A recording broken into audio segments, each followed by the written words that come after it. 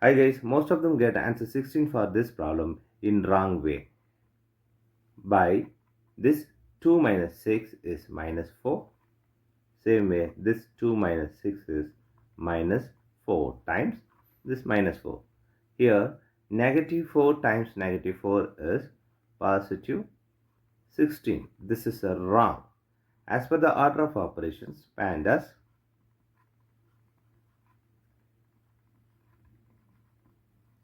here multiplication and divisions are equal priority, addition subtractions are equal priority. This is bracket.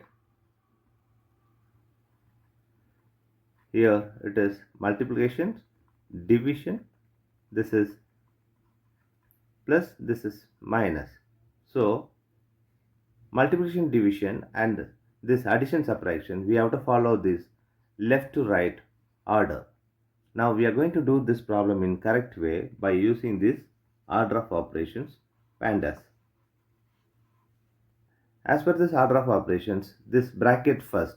So 2 minus 6 times this is minus 4. Now we have multiplication and this subtraction.